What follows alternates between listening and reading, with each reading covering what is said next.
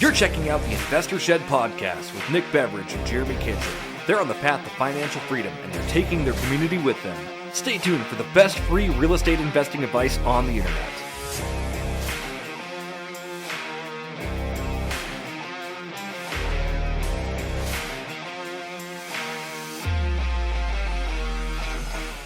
Welcome to the Investor Shed podcast. My name is Nick Beveridge, here with the man of the hour, Jeremy Kitchen, red eyes, white shirt guy. Sorry, we were just laughing. How you doing this morning? I'm doing so good. We're talking about shirts today. I have a black shirt, he's got a white shirt, and you're going to love this podcast. Sara Barb, amazing, intelligent young lady with her fourth kid in her belly, and she's got a huge, awesome story for you about her investing journey, and so proud of her. And yeah, what do you think, Jeremy? How'd it go? I think it went great. Sara provided a lot of really great intel. She's super personable. She's easy to talk to and got a lot of great information. It's an episode you don't want to miss for sure. You don't want to miss it. So stick around, get ready, get some popcorn, enjoy. All right, Sara Barb, welcome to the Investor Shed podcast. Thanks for being here. How are you today? I'm doing great. How are you guys doing? Fantastic. How about you, Jeremy? Doing so good. Thank you guys for being here. We appreciate it, Sara. So Sara is a local investor in our area. She's doing a lot of big, crazy, cool things. Sara, why don't you tell us a little bit about yourself before we get started? Oh, okay. Do you want like the full history of where Pat and I started and where we came from and how we got here, or do you want like the really short, this is what we're doing? Bring it in. Give us the full history. Okay. Pat and I got married in 2016. He was a lineman. We were on the road traveling in a fifth wheel. And then we had our first kid. It was it was a rough life. We were, all over the country or the western half of the country, living in the shittiest places, making a crap ton of money. And but it was rough. And so we got to the point where we were like, we got to get out of this. Neither of us graduated college. We had nowhere to fall back onto. So we fell into, of course, Rich Dad, Poor Dad, and then decided that we were going to be in real estate. Fast forward 2017, that's where we found Nick Beveridge and reached out to his team and said, hey, we really want to buy a rental. And then we bought a fourplex in Coeur d'Alene. That's where we were going to house hack that, live in one unit. So we had one baby at the time. And it was a full remodel. Like when we purchased it, it was like overrun with drugs and alcohol and whatever. First day on a rehab for that one, we got a knock on the door from the whatever those drug cops were, fully armored, saying like, "Oh, we heard some disturbance. Just here to clean it up." We're like, "Oh, great, this is what we're going to be living in." But anyway, so that's kind of the really short of where we came from and how we got started and why. I totally remember that. So yeah, I was actually I was so proud of you guys because like you said, you're on the road, you're traveling, you read Rich Dad Poor Dad, you came to our team and you're looking for some guidance. And I think we were at Thomas Hammer just looking at the MLS, and I'm like, hey, how about this fourplex? And you guys were just like, okay, let's do it. And I was just so proud of you guys for you guys just took action and you just made it happen. So kudos to you. It was so crazy too. Yeah, that was 2018, and everyone was telling us that we were at the top of the market and it's a terrible time to get in, that we were purchasing it for way too much. At 383 is what we bought that 4-unit for.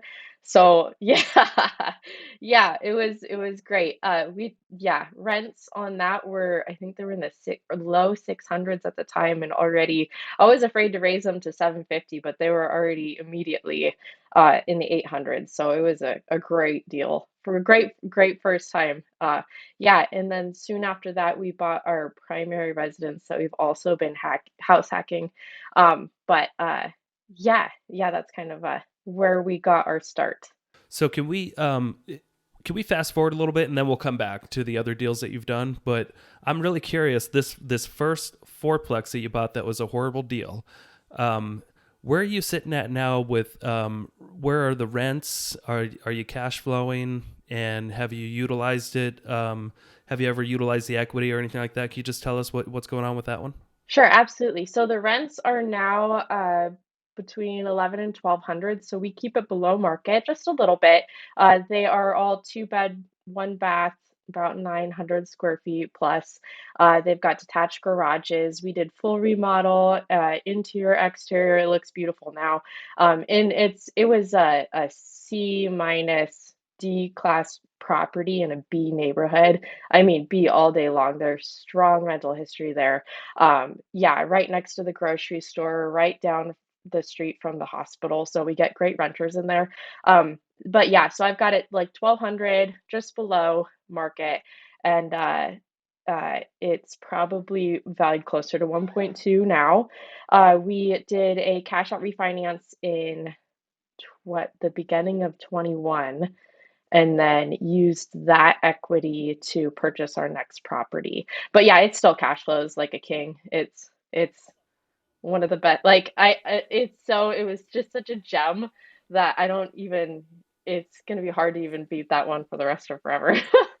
Yeah, I don't want to brag, but I did see opportunity when I saw that, and I was so glad you guys jumped on it. You got a really good loan at the time, and you guys were just in such a perfect position to just take it on. So I'm proud of you guys for doing that. And yeah, so you bought it for 380 something. I know you put some money into it. Can you tell us about how much cash over time you probably sunk into remodeling it? Ooh, overtime is hard. Initially, we had budgeted, this was where we were super rookie. We had budgeted 14,000 on the renovations for that thing, and it's 4 units, so 900 a piece. It's 3,700 or so. Yeah, so completely ridiculous. But we got away with, I think it was just over 20 grand is where we sat when we finished the full interior. We scraped and scrapped, and we bought bulk so that we could save. It was like the flooring. We bought the bulk flooring and then sold the rest off. So we got a super good price on it and then made a little money to make it back up in the but yeah, we scrapped so hard on that, just like saving every inch of it that we possibly could. So the remodel cost on that was super low, but we did replace the roof on it this past year with the equity that we pulled out. So that was great. And then we've done, exterior paint. Maybe we'll go in and put some irrigation in at some point, but it's a huge property too. So there's potential to even do more with it in the future. But yeah, I forgot, what's that the question?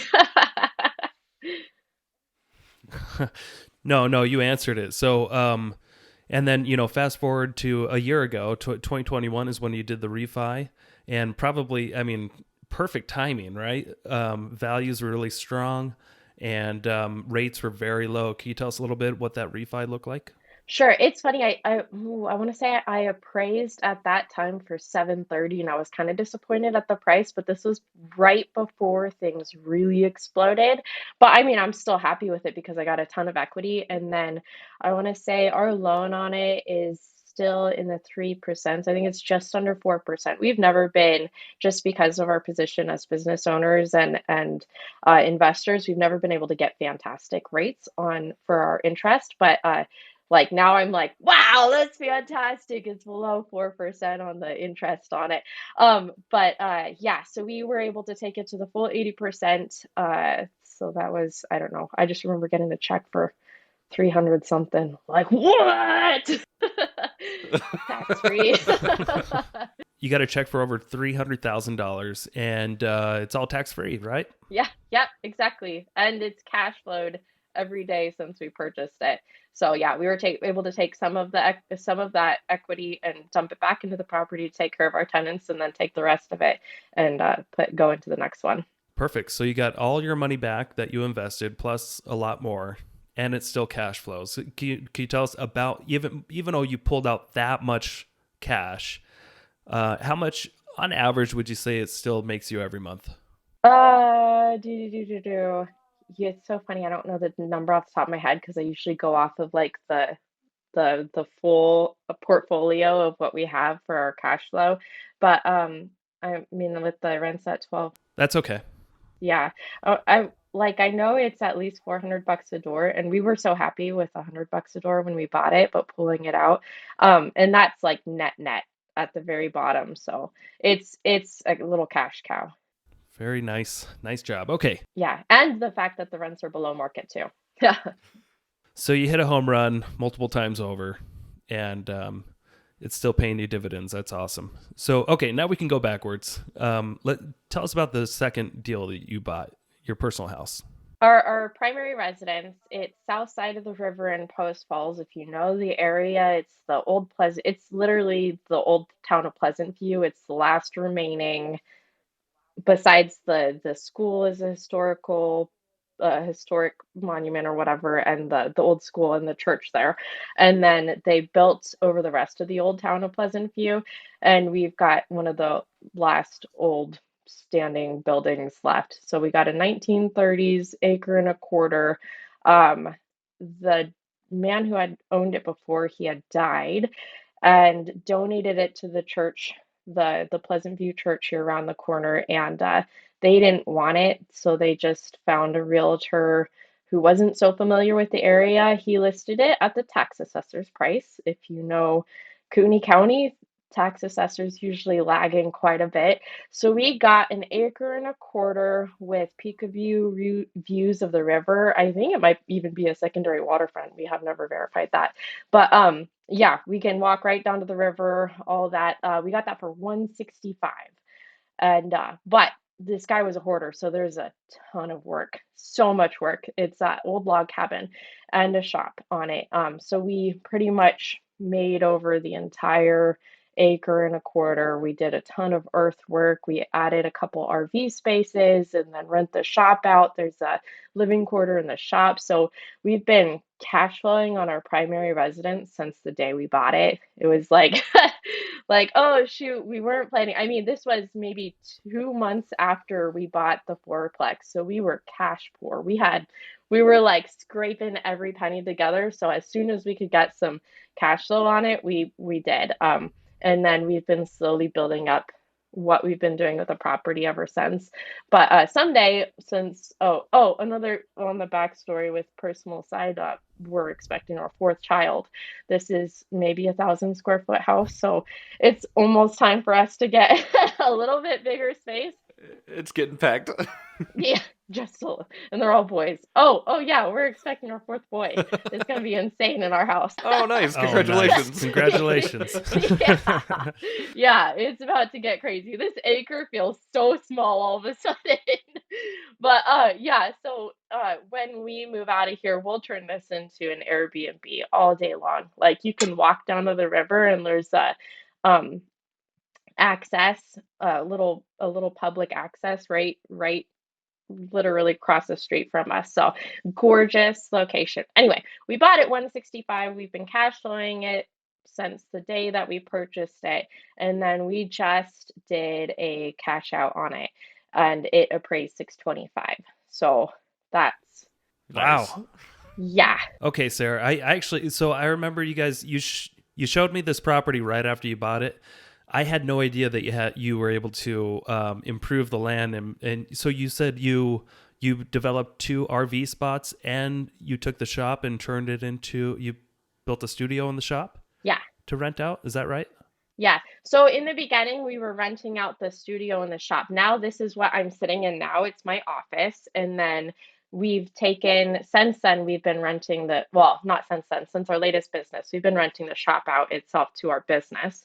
So it's still income, for tax purposes and all that, but we've got the two RV spaces. Those stay about 50% occupied or so, winter months. If we some years we'll get somebody that will stay through the winter, but like right now both of them are empty because they saw the snow coming. So we're like, it'll probably stay empty until we get a little bit of snow melt. But I've got those at 750 a piece. So like at the easiest, like if I could go buy an RV park somewhere, I'd do that in a heartbeat. The easiest, they come in with their own, house and equipment and all that stuff, and then just plug in and pay us rent. So that's a fantastic. Do you remember how much it cost you, or what you were able to develop two RV spots on your property for? Nothing. I mean, Patrick he's got the knowledge. Well, okay, that we had to do some earthwork, and because we're in this area, it's all rock, so we got bulldozer and stuff out to flatten. So now, since we're on the hill, we have two tiers to our property. Our primary residence is on the bottom tier, and then all the rentals are up on the top tier. So we carved into the rock quite a bit to do that. That was probably 20 grand there. But it gave us, so much more usable space on our property. But yeah, and it boosted the value of the property too, just by, fixing it up. But yeah, that's probably as much as we've had to put into it. But, we tied right into septic, so it's easy in the well. How about this studio in the shop? Was there any existing infrastructure there, or did you have to build that out from scratch? Patrick built that out from scratch using just leftover material from all of our other projects. So that was also like nothing, just time. Wow. We're scrappers. No, I think that's awesome. But what gave you the idea to do a studio in the shop? We kind of look at every space that we have in our life and say, can this make us money? That's awesome. Can this provide more cash flow in our life? But I didn't mean that to sound so greedy, but it's pretty much, just cash flow. Can we make this cash flow? If we can make this cash flow, then that means we can do X, Y, Z. Right. I don't think it's about being greedy. I think it's about utilizing what you have in order to, further push you forward. That doesn't make you greedy. It makes you smart. So, Yeah, especially since we started pooling. Yeah, it's not greedy if people will pay you for it. Yeah. Yeah, especially since we started pulling, like we had a HELOC on here for a while and we're like, oh no, now we have to make some payments. So we're like, well, if we're going to be making payments, we need to go find a way to uh, make make it cash flow so that we're not just eating the payments on it. But yeah, so every time it's we probably tapped out of, the amount of RV spaces that our neighbors will allow us to put on this property, but and our septic system will allow. But yeah, we've got great neighbors. I mean, technically, whoever's watching this, or if you're gonna put an RV space on your property, make sure you have good neighbors. Otherwise, it's not gonna work. yep. Good advice. All right. So tell us about, do you remember the third property you got into? Third property we got into, okay, between this property and our next long-term property, there is a big space. When we had left the lineman industry, we didn't have a job. So we started cash flowing day one on that fourplex, which is fantastic, and day one on our primary residence, which is also fantastic. But other than that, we were high and dry and we jumped ship. So we had no income and we couldn't get a bank loan. Anyone who's been around for a while remembers my property management days. We have grown much since then. But so we had started the property management company and tried to get that take off. We had two babies within a year of each other. That made it very difficult to run and manage property management and grow it too. It was so hard to get out there and actually meet with people and talk and all that kind of stuff while all the littles in diapers at home and screaming and all the fun things. But yeah, so we switched gears and started getting back into the construction side of things, and we took on several fix and flips during that time. That was from 2019 through the end of 2021. We were doing both our own fix and flips and then full gut remodels. We were mostly working with investors at that time. So we had a bunch of stuff happening then. And we got, the perfect timing where it was the end of 2019, COVID hit, and things just went bananas in the fix and flip world. So we were able to ride up a bunch of those properties until we started hitting the shortages. There was the supply shortages, the labor shortages, subcontractor shortages, all that. So all of a sudden we were eating the holding costs on these properties that weren't turning at all. And I'm the money person and the analyst and all the things. So the boys are out there having fun doing these flips, and I'm losing my mind because we're sitting on people to where is our electrician? Oh, he just moved to Montana or whatever, all the stupid stuff that happened during that time. So it's like fantastic. We had this one flip that fell out. Well, yeah, they took it all the way through their 30 days, asked for 2 more weeks, and then they said, we just need 2 more weeks on this. We're like, look, if you can't get the loan now, you're not going to get the loan in 2 more weeks. So we put it back on the market, and we almost ate it really hard just by the holding costs that we had to like wait for another 60 days to sell this thing. And then it sold for another 50 grand more just by putting it on the market for another 30 days. So it was like an insane time to be in fix and flipping, but it was difficult and I hated it. I mean, I hated it because I love the business side of everything. I'm like, I want to see things scale. I want to be able to know that we have reliable income, that it's not just, if you're in the fix and flip world or the wholesale world or whatever, you pretty much know what I'm talking about. There's so many highs and lows as far as your cash flow goes. So that drove me absolutely insane. So we switched gears out of that, shut down the fix and flip business, and that's where our debt company was born, just the scalable business. But it was at that point that we had been in construction for 2 years, and they finally were able to give us loans again. So yeah, just running the construction companies for 2 years. So I pulled out the equity from our two properties. That was, yeah, so the 21 where I refied the fourplex. And then I had a HELOC on this, and that's when we purchased our next.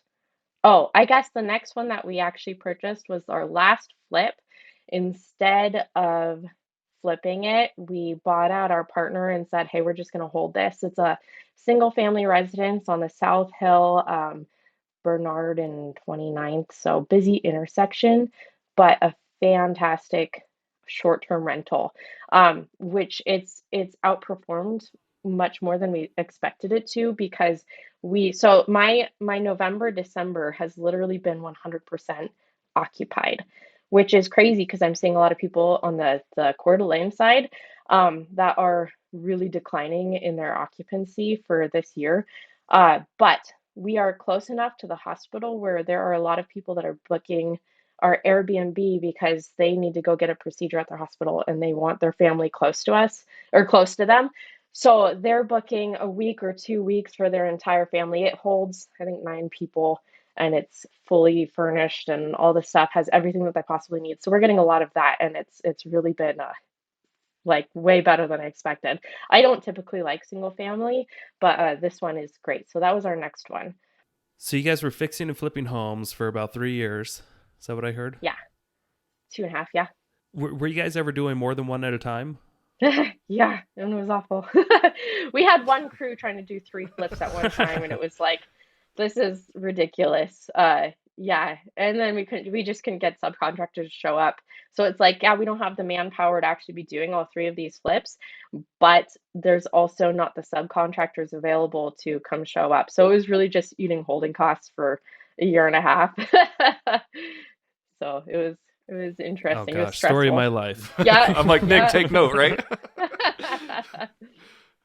Yeah, and for those of you out there who haven't fixed and flipped houses before and you think it's glorious, it's not. Take it from me and Sarah. It's fixing and flipping homes is not easy. It's not fun. It's fun when you're like done with it and you've seen what you've done to a property, but and it's funny you mentioned that you kept one of your flips, and I always kind of look at that as an option now, like towards the end of the flip, can I make this work as a rental? Because I know my biggest regret with flipping a bunch of houses in the past have always been not being able to keep more. So that's awesome that you were able to make one work. Yeah. Yeah. And we kind of looked at it. It's cool that it worked in Spokane too. Absolutely. Yeah, so this one we got direct to seller, 325 was the purchase price. We bought our partner out of it for 40 grand. I'm like, whatever, at 360, this is still a fantastic deal. It was an unfinished basement or a partially finished basement, but so we went in, finished the basement, added the egress windows, so it added with a very minimal, I think we put 50 grand tops at the end of the day into this property. And we added 2 bedrooms and a bathroom with, yeah, very, very little. And then I think the ARV on it is probably an easy 575. I haven't had it appraised yet. But so the loan on it was super low. And then I just put a HELOC on it, so I didn't even cash out on it yet because it's got a good mortgage on it, and I like the cash flow that I'm getting. But yeah, it took what took a long time that I wasn't expecting was just to get it from the construction, completing the construction to the, because this is our first Airbnb, to actually getting it on the market as an Airbnb. The licensing and permitting is a little bit different in Washington than it is in Idaho, so they require a lot as far as that goes. And because we were still in COVID land, they were taking so long. So insanely long time just to get all of our permits back. Um, but since the day we got it up on the market, it's just outperformed everything that we expected. So it's been a little gem. I'd buy three more of those, easy. So you mentioned that you had a partner, and I'm really curious because you've already got a partner, basically your husband, who's doing a lot of the work, right? And then you're on the back end figuring out. I don't know. Tell me a little bit more about your org chart. Are you with this partner? What are they doing versus what are you guys doing? Sure. That was Castle Construction was our full gut remodel business. Patrick and our previous business partner had started that together while I was drowning in diapers from three babies. And then eventually I came on and started doing the books. And then I started managing the office. And then I started cleaning up all that because the boys are really great at what they do. The office is not one of the things that they do. So our organizational chart for that one, Organization's not their fine point. yeah, yeah. Patrick and Tim is his name. If you're out there, Tim, I know you're gonna see this. How's it going? They kind of split the project management together. Pat was probably more on the project management side, and Tim was really our sales lead force. He brought in so much. It's been hard to beat Tim's sales. And getting the lead generation back since we split. But yeah, so Tim was mostly on sales. Patrick did a lot of the project management, and then I was managing office finances, that kind of stuff. And then yeah, we probably had a team of I think six or seven guys for our crew at the height, and then it was just COVID hit and it got crazy. But yeah, does that answer your question? Yeah, no, it does. So your partner was more in like acquisition sales, um, and then you guys were heavy on the project management side. Does that sound right? Yeah, he was just as much in the construction side as Patrick was. They did all the projects together and they really made a great team, like visioning how it was going to look in the end and yeah, bouncing ideas off of each other and that kind of stuff. But yeah, I would say he was definitely like head of sales was it's easy because Patrick's not a salesperson and that's fine because that's not his strength. That's okay. So I'm curious. So when you're doing three flips at a time and you're doing the bookkeeping, tell me what it's like doing the bookkeeping on three flips because I don't know if it's just me, but it is incredibly hard to keep up with. But you tell me what your experience is like. Yeah. So with Castle Construction, when I came in, we had a bookkeeper. The bookkeeper did the absolute bare minimum. They're like, "Oh, it's fine. You got a bookkeeper." Until I finally started digging into the books, and I'm like, "Oh my gosh!" It took me 3 months, like full time, to get through like cleaning up those books. And then what we did, I love QuickBooks, so I use QuickBooks Plus online where you can split things up per project. So I have a project for each of our flips, or even our construction company. Each of them have a project folder, and then we had a system going through, I think we were just using Google Chats where it's like, upload the receipt, this is the project it goes to, and then I divvy it up that way. But it worked as well as like actually worked now that I'm looking back, it worked pretty darn well. And then we were able to break it up and we're using the time tracking as well. So then when you open up your QuickBooks time, you say I'm on this project. So I'm able to do a cost on what our labor is on each project and what our materials are on each project. And then I've got all the information on my end for like, here's our holding costs, here's who we're paying for this and that and everything. So I can get pretty accurate as far as like what our project expenses are. And then I get super into our numbers for our businesses and our properties and all that kind of stuff. So I'm like,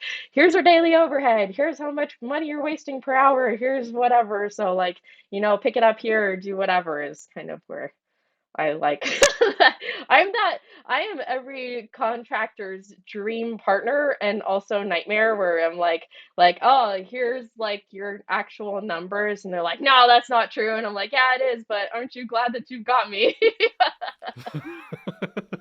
You're totally speaking my language. Because that's mostly what I deal with. I'm like the Sara Barb of my business, basically. And but I still have people that help me with it. But so I'm curious, since you have so much experience now kind of managing the back end of flips and construction, what would you say are some of like the biggest expenses when flipping a house that most people wouldn't really realize, or that maybe it took you a little while to kind of realize what your biggest expenses were? Oh yeah, it was things like the insurance and workman's comp, but most of our flips were in Washington, so we were dealing with a lot of like the Washington and Idaho. But it's uh like fix and flipping. At the end of the day, riding up the big COVID spike in property prices, what I saw at the end of the day was we were losing everything to our overhead, and that was insurance, workman's comp, property taxes, capital gain taxes. We're in Washington, so we have excise taxes.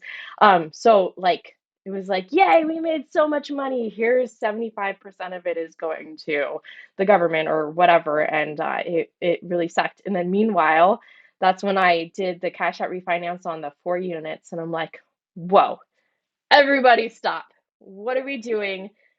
Flipping all these homes, and like it's transactional. So it's like it's a business and you got to treat it like a business, and you have to have a mindset like you're running a business. Like here's our overhead and whatever. But I didn't like how uh the cash flow is so high and low on it. I really wanted something more stable that a bank would like more as far as like our cash flow and that kind of stuff. So it's all the little things. Like it's easy if you know what you're doing to say this is how much the construction's going to cost. But like there was things like the boys weren't updating what our payroll costs were with our workman's comp. So all of a sudden we had to eat that bill at the end of the year, paying double, triple our monthly workman's compensation, um, whatever you call it. But yeah, so it was the expenses at the end of the day were astronomically higher than what we thought that they were. So it's like the back end stuff that I didn't like about about the fix and flipping. Yeah. So it basically took, and it's so funny because I realized this too. It's like fixing and flipping homes long term. You at the end of the day, it's like you basically were just doing a job and all the money's gone. Yep. At least that's my experience, and it sounds like maybe that's what you realized too. Is that the real wealth was made in holding on to properties.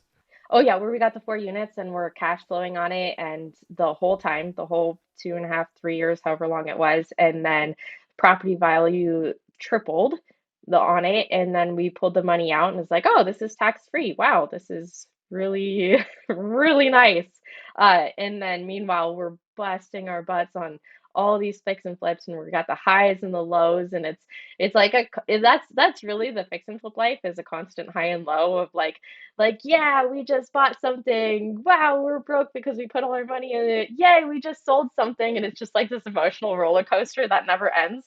But yeah, so I mean, not to say that I wouldn't flip again. We're actually looking at maybe just picking up a flip for the winter just to keep our guys busy, since we have a seasonal construction company now, and just to make a little bit of cash, or not even flip it and just burr it. Who knows? We'll see. That's kind of what we're thinking about possibly doing, but trying not to get too far from what our plan is. Perfect. So what made you decide to start like hiring contractors as more employees versus subbing everything out? I think it's really just because Patrick can do all the work himself. He has it, and it's something that we've been working on, but like all of our experiences in actually like hiring stuff out, it's very, very difficult to find a contractor that has the level of experience and skill and but like straight up perfectionism that Patrick has. He's a fantastic contractor and GC and project manager, and like he can do anything that a house, like there's stuff that he doesn't like to do, but he can literally do anything inside or outside the house. So when it comes, and he does a great job at it. So when it comes to actually hiring it out, it's very hard for him to find somebody that's up to his par. So it's easier for him to manage the guys that are, working their W-2 with us. And plus, I mean, we've got goals for our construction company that are so much bigger than just like hiring a guy and getting the job done. Like we are at the point now where we're trying to build equity and mindset and cash flow, passive cash flow in our laborers' lives as well as ours. So like we're going to start opening opportunities for them to try and invest with us or partner with us or all this kind of stuff because I hate the idea of having a construction company. My dad had a construction company and at the end of the day, he exited with a business that was worth nothing. And like when after he died, somebody approached us and said, "Hey, do any of you want this business?" And we're like, "No." Like it's like there was no one there. So what I'm trying to get at is I don't want to see any of our laborers that come and work with us hit the end of their day and they're at retirement or they're on their deathbed or whatever it is, and they don't have any equity in their lives to pass on any legacy or anything like that. So we're working on the mindset with every one of the people that come work with us. Like, you know, this is how you build cash flow in your life. This is how you build equity and net worth. This is what you're going to be passing on to your family someday. It doesn't have to take, it's that you don't have to go as intense as Patrick and I do. I put every waking minute and breath into real estate and business. That's not how it has to be, but you can build something outside of showing up 9 to 5 and actually like give something to your family or your community or to your church or whatever it is that like makes you happy. Why not start working on that? Is so when it comes to, do we hire a 1099 or do we hire a W-2? I would go W-2 all day long because I want them to be invested with us so I can invest in them, is really the long answer. No, that was really well said. And a lot of people don't take it to that next level where they're actually like invested in the future of their employees, and like, and that's always going to come full circle, I believe. So kudos to you. That's awesome. So tell me, what was next? I know you started dabbling in buying more multifamily, right? Yep. So after we closed October of, I guess that was last year. That was just over a year ago on the single family. And then right after that, I was real gun ho about, getting something in the multifamily world. And so I was going to all the meetups saying, "Hey, I'm looking for multifamily, looking for multifamily." And then one of the meetups, a guy behind me stood up and said, "Hey, I've got a 12 units I'm trying to sell. I just fell out of contract for the second time." And so I gave him a call the next day, and then we went under contract on it, man, that week sometime. So it was kind of the stars aligned. That is in Bonners Ferry. So it's 2 hours north. Nice little mom and pop, 12 units. What I people say, "Wow, Bonners Ferry, is there, can you get the rents out of it? Is it like stable?" All that kind of stuff, which personally I'd never been to Bonners Ferry until I went there to go look at the property. But what I noticed with the influx of people that were moving into the area was that so many people wanted to stay in Idaho, be in Idaho, stay in Idaho, but they couldn't afford Cooney County anymore. So I saw people moving mostly up north is really what it was. And I'm like, "Well, I see a huge opportunity here." So even though I wasn't terribly familiar with it, I was like, "I think this is a really great investment." And then it was really fun making the mindset transition from going from 1 to 4 units to something larger than 4 units, because the loans change, the evaluation changes, all that kind of stuff changes once you get 5 and more units. So, yeah, it was a lot of fun. I was like super naive purchasing it, and I've learned so much since then. But yeah, rents on this property were between, I think the lowest was 415 and the highest was maybe in the 600s. They had placed one tenant in there at 750 2 weeks before closing, just to show that there's room for appreciation in the rents. But there had been tenants in there that had been there for a decade plus. And there was a lot of unemployment. There was some drugs in there. Like, it needed a lot of property cleanup. The place hadn't seen any big remodels in a long time. It was built in the 50s, so very old property. And then original building, 8 units, and then somewhere along the way, somebody had added another 4 units.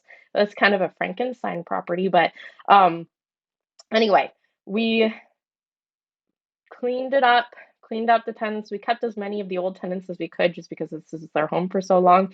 But as we're doing construction and stuff, people are like, rents are raising, I'm getting out of here. And then the people that weren't paying, it was easy to say it's time for you to go. But we didn't have to do any evictions, which was fantastic. Usually before we ever get to the eviction point, which we don't have any problems with any of our tenants, just because we screen so heavily. But it's the acquisition of a property where it's like, you're not just getting a property, you're inheriting somebody else's mindset and strategy and whatever. Like, the man who had owned this before, it's very obvious, like it's just really been really great cash flow for him. So he didn't need to go and take the rents up. He left a lot on it. Like, so we purchased it, I think we closed on it 816. It was valued somewhere around a 5 cap, maybe 5.5 cap. And it appraised for that right off the bat, so that was really good. And then but so the rents were, yeah, between like 415 and maybe 615. I think it was averaging 550 or 575 or something a unit. Most of them were 2 bedrooms. There's like a 1 bedroom and a studio as well. But super low, and I was like, I have no idea if this is the standard for Bonners Ferry, and there's so little in rentals up there, and like maybe 2 or 3 apartments. So I was like, I have no idea how to comp this thing. I comp properties all day long as far as rents go, and I'm like, there is literally nothing on the market. And everyone's like, well, it must not be a good market up there, like for rentals and everything. I'm like, no, no, no, no. I think it's because there's so much demand for rent up there that there is nothing available, and that's exactly how it was. So I took the rents up to, I believe we're at like 875 or 900 is our average rent up there. So if you're talking, 550 to 850, we've almost, or it was actually, I think the averages was even lower than that when we purchased it, but we almost doubled the rent. So if you don't know about commercial properties or a commercial multifamily, anything above 4 units, so 5 and above, it's valued off of its net operating income. So by increasing the rents from 475 to 875, I've almost doubled the value of the property, and lowering the costs on it as well, because there was a lot of like utility loss and that kind of stuff, just because it's old. And yeah, so Did you have to renovate any of these units, or did you just simply up the rents and then you made the value almost double? I think that we did the okay, so the construction on this went sideways. What happened in the past was, in the original 8 buildings, somebody had added another room to the back of the building on the bottom floor, but not the upper floor. So we went in and added that other room to the upper floor as well, because they're the same units, top and bottom, just to get the square footage and the extra room and all that. Um, uh, we hired a subcontractor, and he was not managing his jobs well, so uh he went cash. Like, he's like, I we paid him for the drywall. He got as far as framing and getting the rough ends done. And then we had set up installment payments. So I think there was like 10 payments that we were doing or something like that.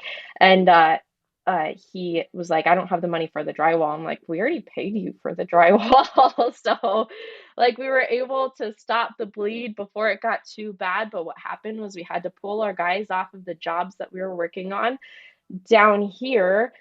So there was loss of income there, and then put them up in Bonners Ferry where we were paying them per diem and overtime.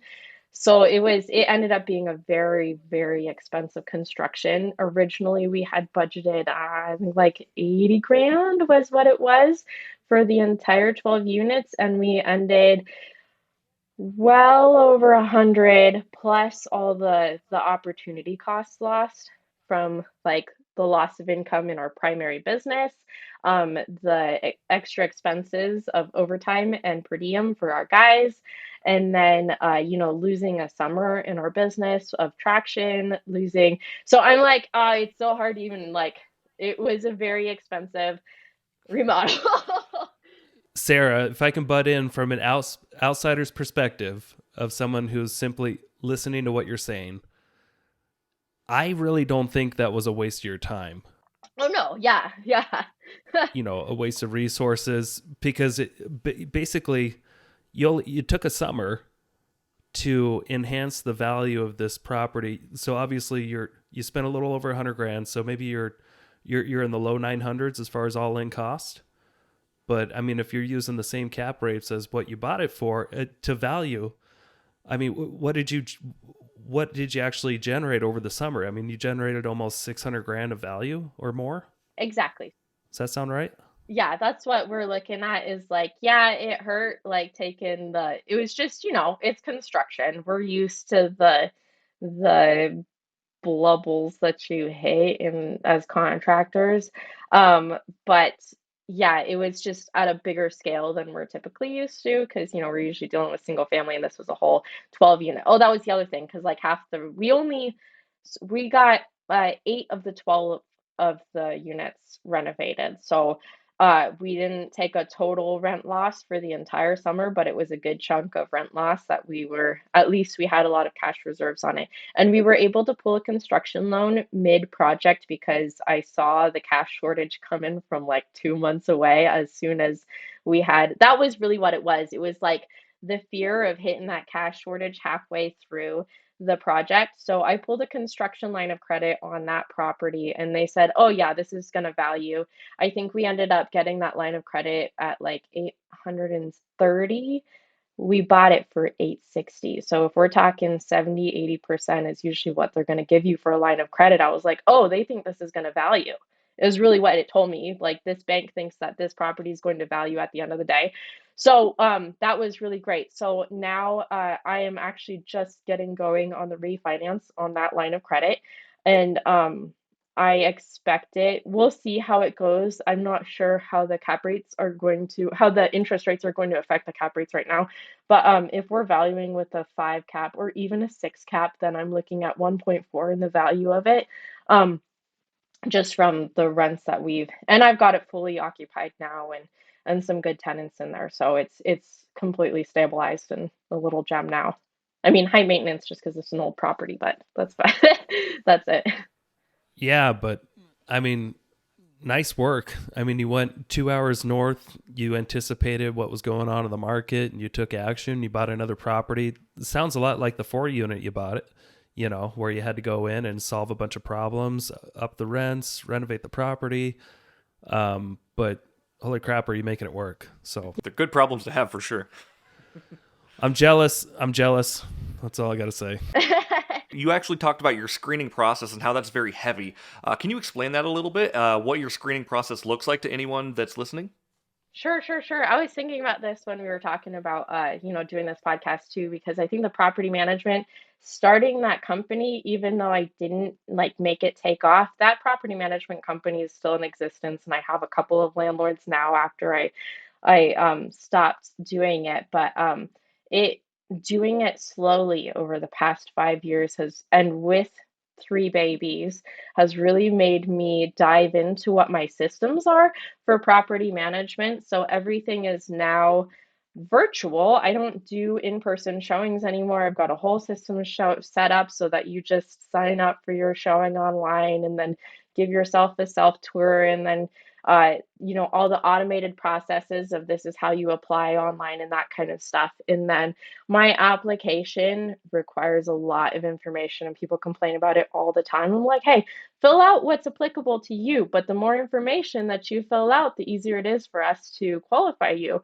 So, I mean, if somebody goes and fills out all their bank statements, their W-2s, their tax returns, their whatever, and they've got a really strong job, I'm like, this is easy. This is easy. But yeah, so the app, like, screening, and then besides that, we'll go call the previous landlords. I typically required like the past 2 to 3 years of your landlord history and what that looks like, and then there's references that we'll call as well, and then the employers, I'll actually do an employer verification on all that kind of stuff, and then on top of that, I'm diving into what their socials are. Like, there's a lot you can learn about a person just from their social media. Um, I've caught people lying to me just through their social media, like saying this, and this, or, there isn't a dog or whatever it is, or my old landlord was out to get me and this is actually what happened. And then you look at their social media and you see like, oh, your dog bit someone and that's why you lost the dog and your rental or whatever it is. Like there's stuff like that all the time. So I will spend a few days screening someone, digging into who they are. There's a lot that you can find online. And I'm just looking for the red flags. And it's typically there's most of the renters out there are really good people that just want a place to live, and that's where I look at it.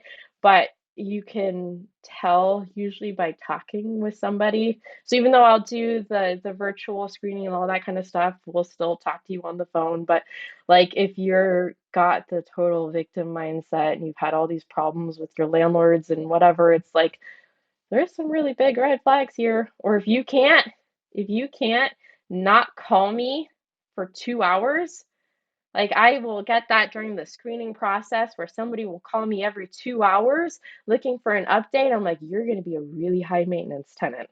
I just put it there. This is going to be a long relationship between us.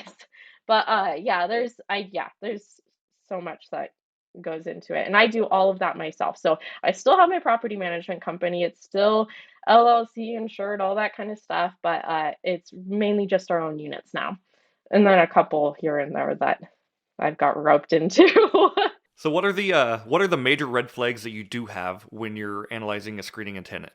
Uh, I mean, previous landlords are huge, and you'll see it too, where people will give you their friend's number as their landlord, and you're asking questions. You're like, this is not a professional property manager, but like, this is cool. Um, so previous landlord is a huge one.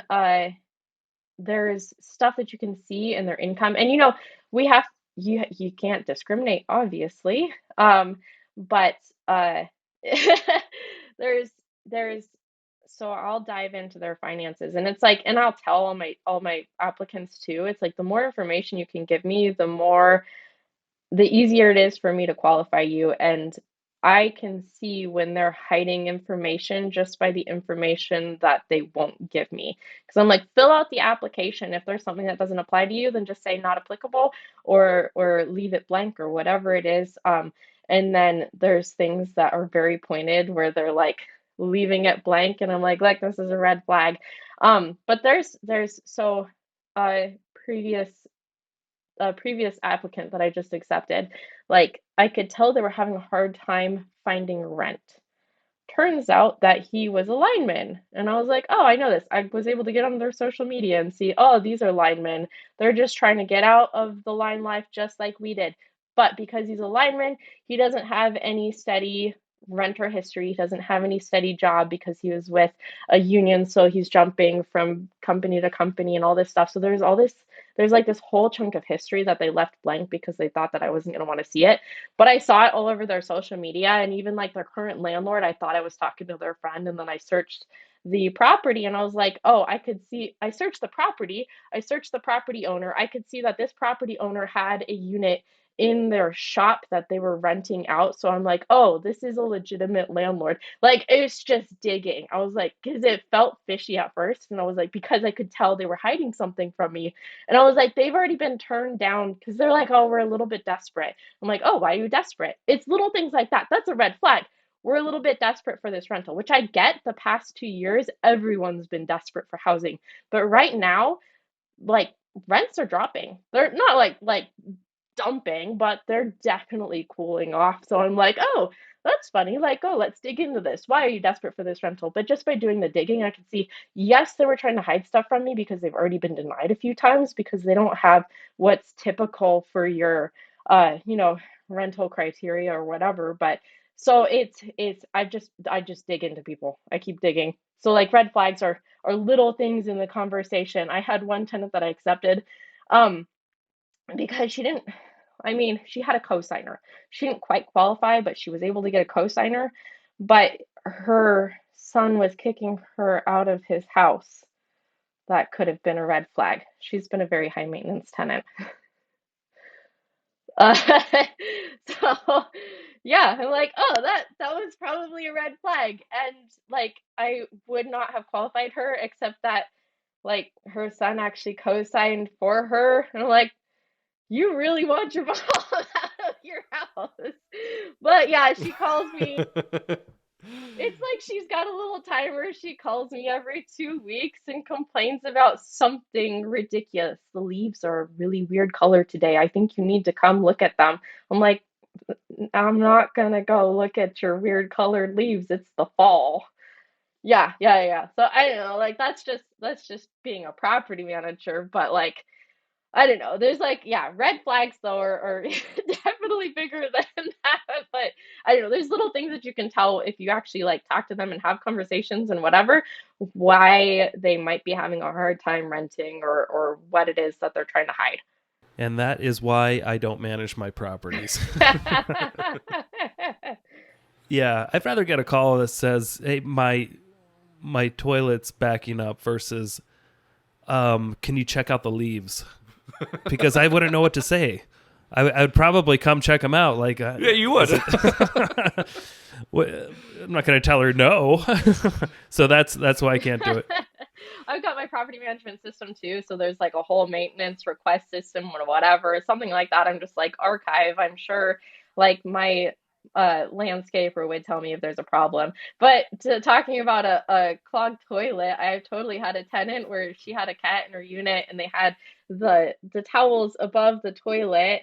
And she's like, the cat jumped up and pushed a towel on the toilet and then flushed it. What? Okay. It's possible. Yeah. It's possible. Knowing Nick, you'd go and check it out. So as far as like other red flags, Sarah, obviously like evictions are no goes. What's credit score requirements? Like what you do like a systemized obviously approach to this. So you've got it very well vetted. That's super cool. Absolutely. Yeah, you really got to, and that's something where I like if I ever see a landlord that's like, "Oh, I'm just gonna self-manage this," and I'm like, "Okay, let's talk about how you're dealing with your tenants because I don't want you to go to lawsuit someday." So we do have our minimum criteria. It's like 650 credit score, no evictions. I look for 2 years in employment. I look for like all the a good 2 years of landlord history, whatever it is. And then, there's always something. We have had so many people moving to the area lately. And so I've been at this job for 10 years, but I am moving to the area and I've got an accepted job offer. I'm like, cool, like send me whatever you got. Send me your job acceptance letter, make sure that it's including your salary, and then send me all the information from your previous landlord. That way I can make sure that you are a responsible employee and that you actually have a job. If you don't have a job lined up, because I've had that too, like, oh, I really just want to like Bonners Ferry. There's so many people moving there just to escape the prices in Kootenai County. But I'm like, look, I need you to go start job hunting before you fill out this application because without having a job when you get here. And I had in the beginning, it's a definitely different demographic up there. In the beginning, there was like a couple units where I placed someone and they're young and they're just trying to get started out. And then a couple months later, they're like, look, we're not going to be able to stay here. And I'm like, well, I don't like want to charge you more, but we have to pay to break this lease because we're going to now have, the lost rent and the listing expenses and all that kind of stuff. It's a business, and you have to treat it like one, and you obviously are doing it. You're doing a really good job. It's cool, like listening to your stories and listening to all your systems because you have it all in place in a very well way that makes it easily accessible for somebody getting into this. Right? Just get it all your ducks in a row.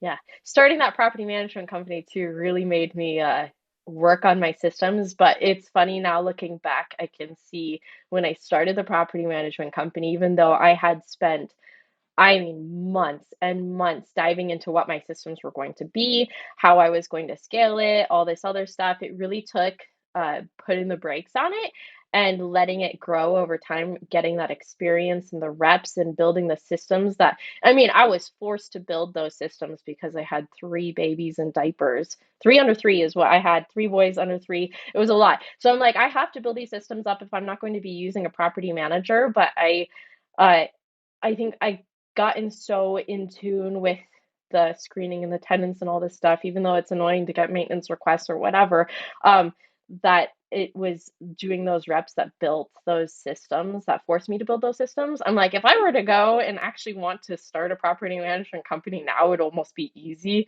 I'm like, this could go as just because I, excuse me, just because I've had to really make it systemized. I'm like, this could go really easily if I want if I wanted to scale this company now.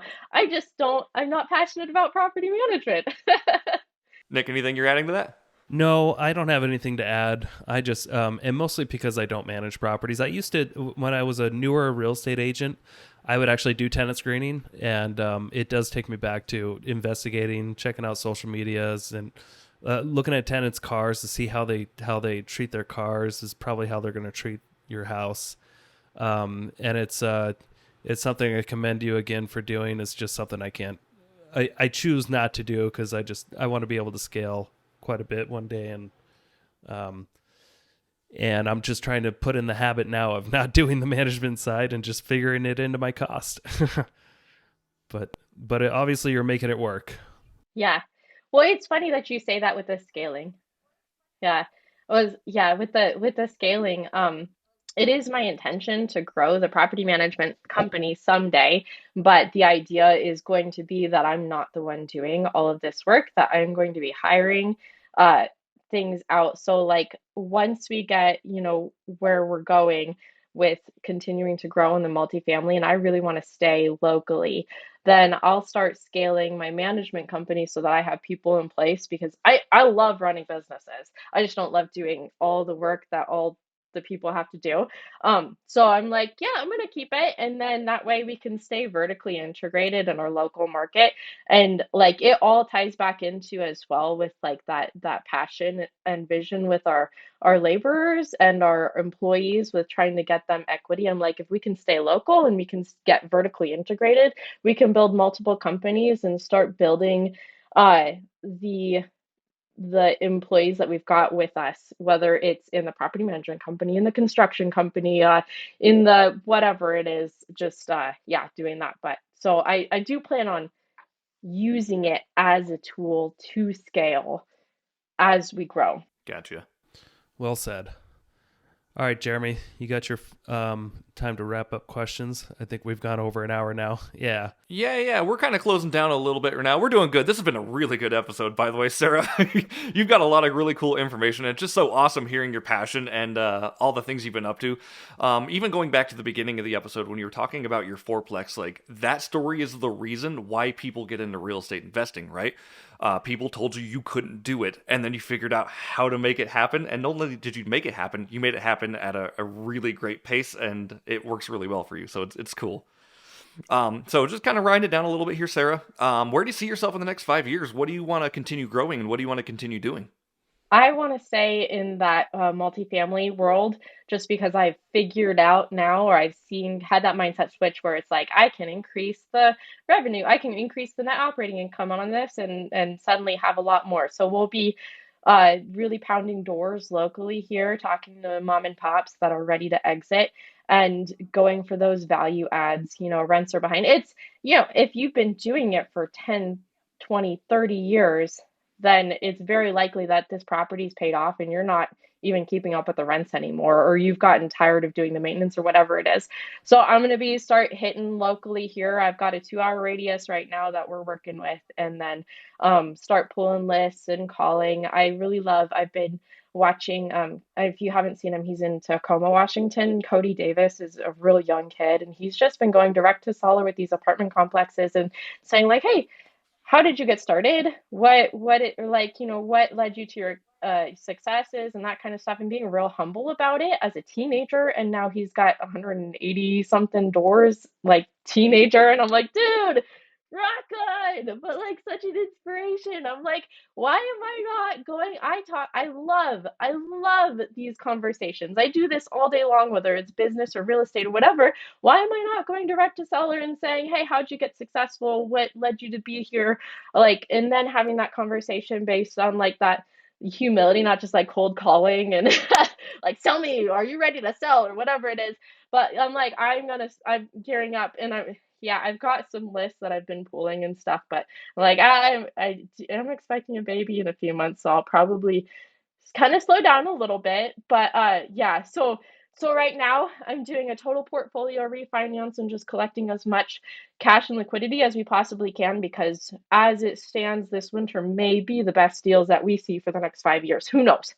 But I don't want to be, left sitting there watching as people are digging, like scooping stuff up or whatever. I want to make sure the opportunity is still there. So I'm going to take everything to, I'll lose out on the cash a little bit, and I'm refinancing.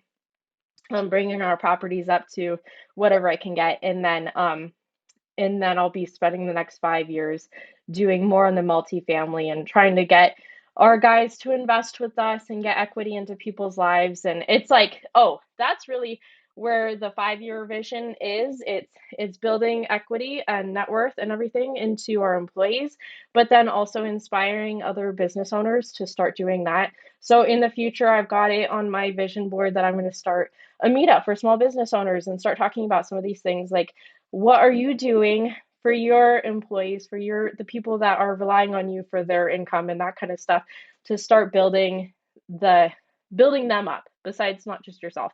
But not that to say that business owners are, but it's very rare that people have been able to expand their mindset that big. So trying to have an influence on a larger level like that is kind of where I'm going in the next 5 years. I love it.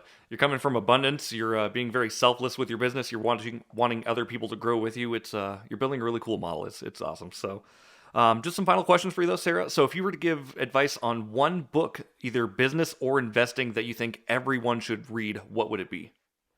I sat and looked at that question for so long. I love reading so much. My favorite business books off the top of my head are like Traction and Built to Sell. It's really what led me to the business decisions that I've made so far in our businesses in scaling a business. And I don't really intend on selling our businesses just because of our long-term vision for them, but just the mindset in building scalable businesses. And I'm like, it's not applicable to every business, but it can be. If you want to actually build a scalable business, those are a couple of my favorites. It just was I think they were just such a huge mindset shift for me. So yeah, Traction and Build to Sell. And then as far as real estate goes, I'm like, oh, I was literally going through all my books, and I'm like, they have every single one of them have added to where I am today. So it's so hard to like choose one. Totally understandable. I get it. Was it built to sell or was it built to last? Because I have built to last. Built to Sell. It's really just about scaling. Yeah, scaling down to it's niching down to scale up is really what it is. So if you like see how it applied, and I really took it literally, we were doing full gut remodels, and I said, no, we're doing one thing. Pick one thing. So now we're on decks and we have a scalable, profitable company. So yeah, I applied it. That's important too, that you actually take action, right? You don't, if you learn everything and you don't do anything, it's useless knowledge at that point. So next question I got for you though is, if you had $30 million in your bank account, someone just gifted you $30 million, what's the first thing you would spend it on? Can be an investment, can be an asset, can be a liability. Just what would you spend your money on? Every time we get a chunk of cash back, I spend it first on education. Education first, every time. Whether it's a conference or a course or a new coach, is probably what we're going to be doing this time around, is investing into a coach.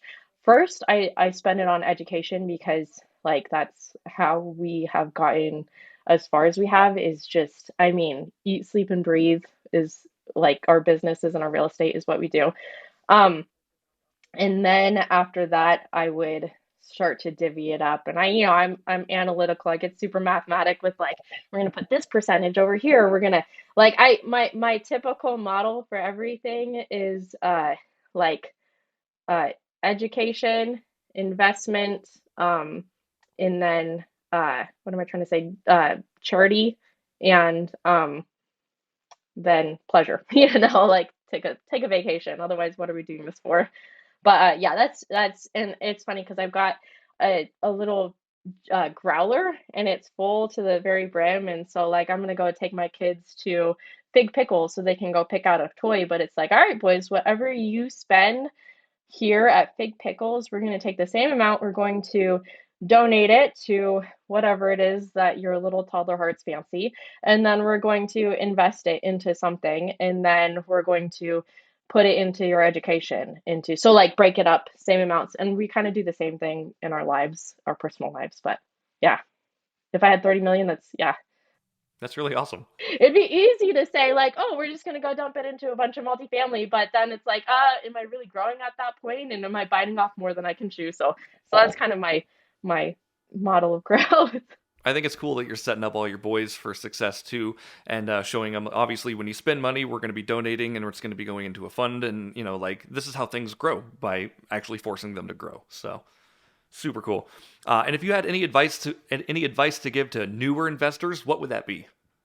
Surround yourself with people that are doing the things that you want to do. And I know I've heard people say that over and over and over again, but that's how we are, consistently showing up to the meetups. Not everyone is going to be like huge value for you. And some, like, after what, since 2017, that's 5 years, almost 6 years of going to these meetups. It's like, yeah, they start to repeat. So what? I meet new people every single time, and then following up with those people and like having a cup of coffee with them, learning what their story is, how they got to where they are, and then taking the first step.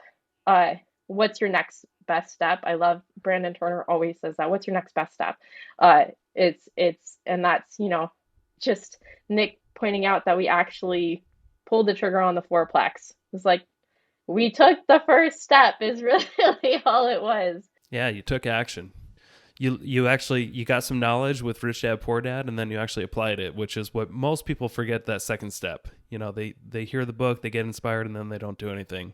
But you guys had it in you to actually take it to the next step, and I commend you. And look where you are today. It's awesome. And you keep showing up to these meetings, and one day it paid off. You got a 12-unit apartment complex from the guy sitting behind you. Absolutely. Thank you so much for sharing your story. Me personally, I've certainly got a lot out of it, and I've really learned from you, especially on this episode. I know I need to niche a little bit more, and it's just really cool hearing how broad you were, and then you're narrowing it down to things that work. So I commend you again. Thank you for doing this. Thank you for being on here. Jeremy, you got any final closing statements? No, this was absolutely great. Sarah, thanks so much for joining us today. I'd love to have you back on again for another episode in the future. I think you do have a lot of knowledge in a lot of areas, and it'd be beneficial for us to get that out there for you. So, Absolutely. Thanks for having me, guys. I know I can talk all day long. If you do want anybody to get in touch with you, how would they be able to do that? You can find me on my social medias. I think my Instagram is the Sara Barb. You can always call me. My phone is 208-981-1616. I love talking to people, and I will. You want to sit down for a cup of coffee? I probably spend 50% of my time sitting down and talking to people one to one, but that's where I've seen the most growth and knowledge and yeah, I don't know, building people and being built up. So I am down for sitting down with anybody and talking to you. And yeah, yeah, yep, that's it right now. There's more coming. I've got a website that I'm working on and all that fun stuff, but things in priorities. That's right. Awesome. Well, thank you again, and congratulations on your fourth boy. Do you have a name picked out? No, now we get to duke it out for the next however many months and then hopefully land on something before he's born. We'll see. There you go. You got a couple months to figure it out. So Awesome. Well, Sara, if you are looking to upgrade your house, let me know if I can help you out, and I will do my best. Absolutely. thanks for tuning in to the Investor Shed podcast. Please like the video and subscribe to the channel for instant access to all future episodes. If you or someone you know has investing experience or stories to share, reach out to us in the comments or via email.